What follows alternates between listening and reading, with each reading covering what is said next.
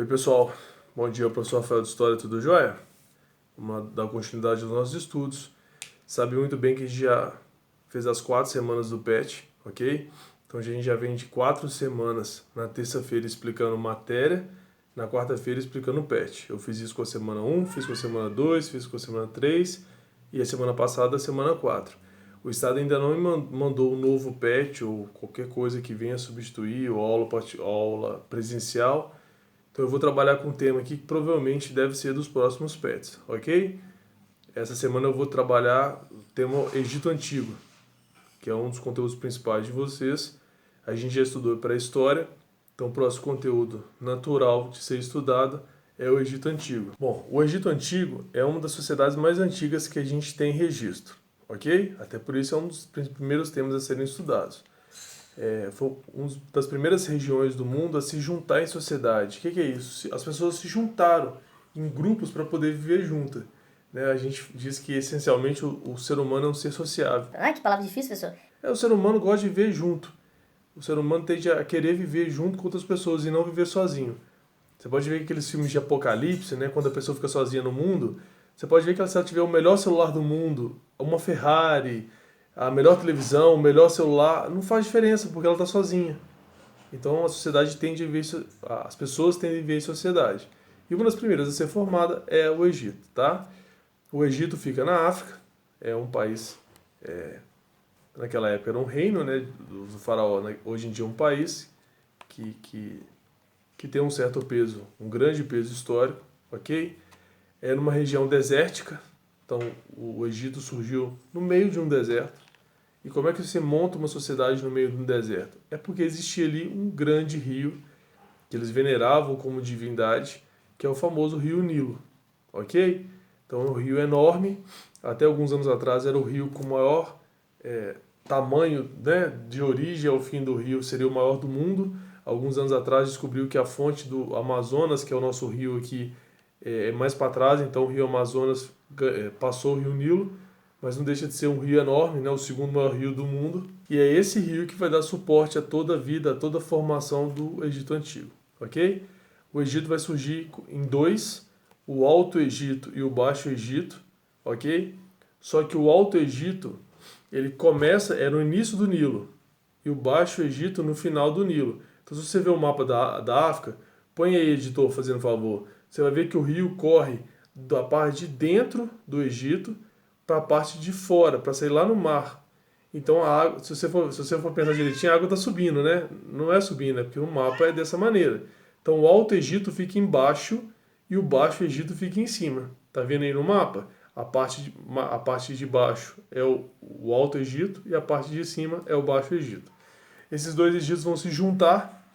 O Alto Egito vai perder uma guerra para o Baixo Egito, eles vão se juntar, fundindo um Egito só, que vai dar origem a esse Egito que todo mundo conhece. É esse Egito que está nas novelas, esse Egito que está na Bíblia, esse Egito que a gente dá aula, que é o Egito do faraó. Então, antigamente, essa ideia de democracia, de república, de todo mundo, não era assim. Né? Geralmente vai ter um rei, no caso do Egito, o faraó, que manda em tudo. Ele é o senhor do Egito, na verdade ele é o único livre do Egito. Os outros todos dependem do faraó, vivem em função do faraó, fazem o que o faraó manda.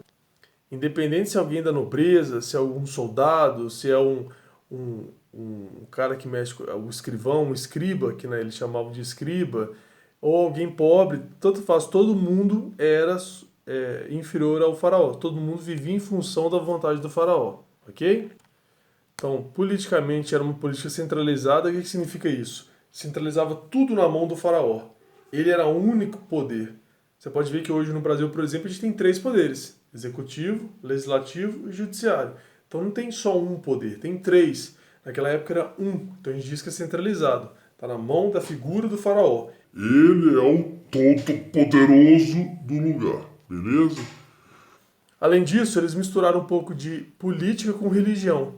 Então a gente chama o governo deles, a forma de política deles, de uma teocracia. Teo, em grego, é Deus. Cracia é poder. Então é poder na mão de um Deus. Então o faraó para eles é uma divindade. Eles são politeístas. O que significa isso? Tem vários deuses. Hoje a maioria do mundo pelo menos do Ocidente, né, da nossa parte é cristã, é monoteísta, mono é um Deus só, tá? Mas naquela época não, era politeísta, tinham vários deuses, igualzinho os gregos, os romanos, eles tinham vários deuses. Né? Os três principais é Ísis, Osíris e Horus, que é o pai, a mãe e o filho, e de acordo com a cultura deles, o faraó é o Horus encarnado, é o filho desses Ísis e Osíris, né? Osíris o pai, Ísis a mãe, Horus o filho. Então esse Horus é a encarnação do faraó. Cada vez que nasce um faraó e ele vai substituindo o outro, ele é a nova encarnação de Horus. Então teocracia, o poder na mão de um deus. Então os faraós seriam Horus. Como eu já falei, todo mundo naquele país, naquele império, era servo. Independente da sua posição social, você é um servo, o único livre de verdade é o faraó, ok? Então todo mundo tinha servidão, embora a vida de um nobre, a vida de um escriba era uma vida muito mais tranquila e luxuosa perante a vida de por exemplo, de um judeu, naquela época a gente chamava de hebreus, né? Que é a história que todo mundo conhece do Moisés, né? Dos hebreus querendo voltar para a terra prometida, né? Que de acordo com Deus deles seria a terra deles, então eles queriam sair do Egito e voltar para essa terra prometida, ok? Eles também são servos do faraó, mas aí são a vida bem pior, né? Uma escravidão, nem só a servidão, é uma escravidão, e que todo mundo conhece, que vai gerar lá a saída dos hebreus do Egito, que fala tanto na Bíblia. A sociedade era dividida em classes, ou em castas, o nome que você quiser oferecer.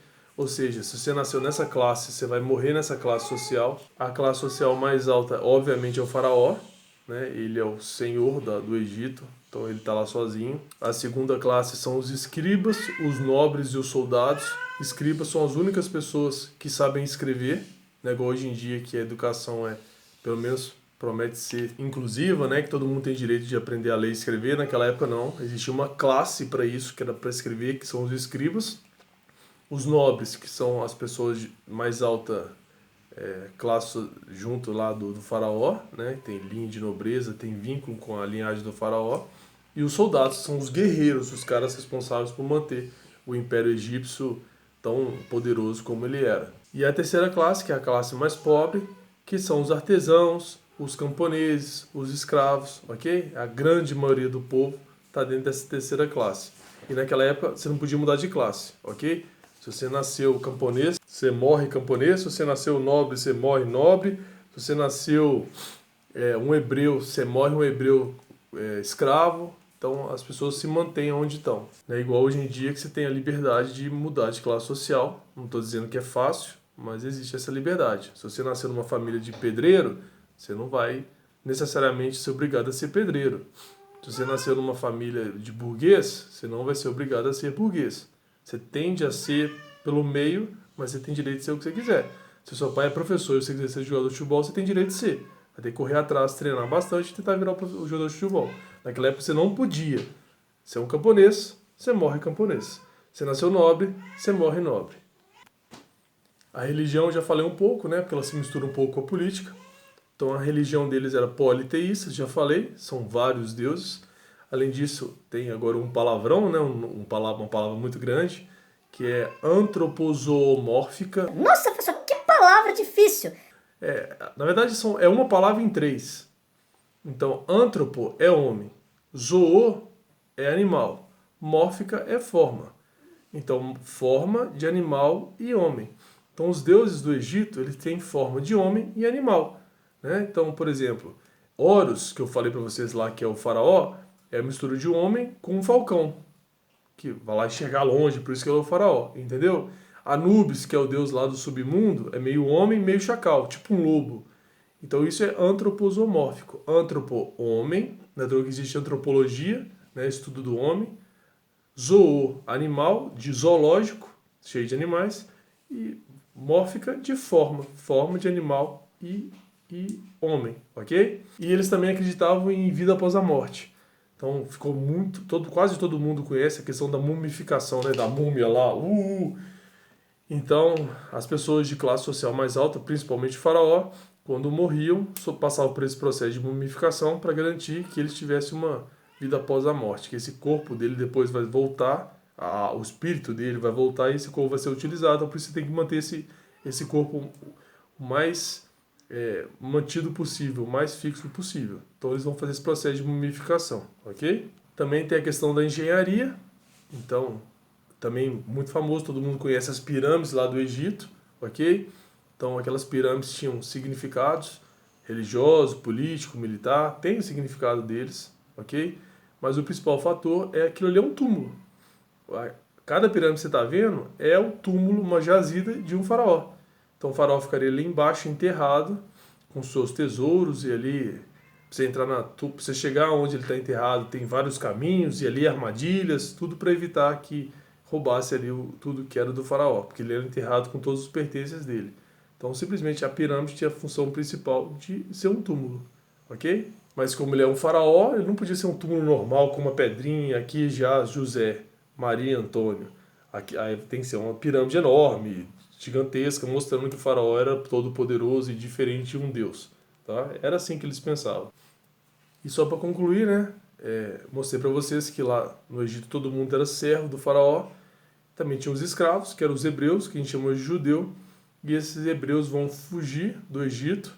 Todo mundo conhece a história do Moisés, né, que Moisés foi criado como filho do faraó, embora ele fosse um hebreu, né, a esposa do faraó achou ele no rio. E depois Deus apareceu, Deus judeu, né, do Antigo Testamento. Essa Bíblia que os cristãos leem, o Antigo Testamento é a Bíblia dos judeus, é o Novo Testamento que é do cristianismo, que é de Jesus Cristo. E lá no Antigo Testamento vai contar que Moisés então vai conseguir falar com Deus, Deus vai falar que ele é o representante dele aqui, que ele foi mandado para poder salvar os hebreus da vida de escravidão do Egito. Vai pedir, o próprio Moisés, como um parente, vai pedir o irmão dele que virou o faraó, Ramsés, para libertar o seu povo. O Ramsés não vai libertar, vai vir as pragas, né, aquele tanto de praga, o Nilo vira sangue, grilo, gafanhoto, né? Aquele tanto até que chega o último das pragas, que é a morte do primogênito. Então o filho do faraó vai acabar morrendo e é nessa hora, nesse desespero, que o faraó fala que o povo de Moisés pode ir embora, que ele não quer mais lá. Então os hebreus vão se juntar e caminhar para poder ir em direção à terra prometida, que era dado o nome de Canaã, ok? E no meio desse caminho o faraó, com raiva, desiste da promessa e pega o exército egípcio, que era enorme, famoso, estruturado, e vai atrás dos hebreus para poder se vingar. E aí é a passagem famosa, que o exército está chegando perto, os hebreus desesperados, né? Muita gente doente, velha, criança. Eles vão chegar na frente do Mar Vermelho, que é a passagem para o Oriente Médio, e Moisés então bate o cajado, o mar abre, eles vão atravessar. Quando o exército do faraó vai atravessar, o mar fecha, ok? Então essa história é muito famosa, faz parte de um dos conteúdos de vocês esse ano. Mais pra frente a gente fala sobre isso, ok? Então espero que vocês tenham entendido sobre o Egito. Não está no patch dessa semana, como eu falei para vocês. O primeiro patch já acabou. Eu estou aguardando aqui que o novo patch chega, mas esse conteúdo é um conteúdo necessário. Eu daria essa aula para vocês em sala de aula, se não tivesse em pandemia. Então vocês estudam direitinho, que provavelmente no próximo patch deve vir falando e vocês já estão aprendendo já, beleza? Qualquer dúvida, eu estou aqui para ajudar.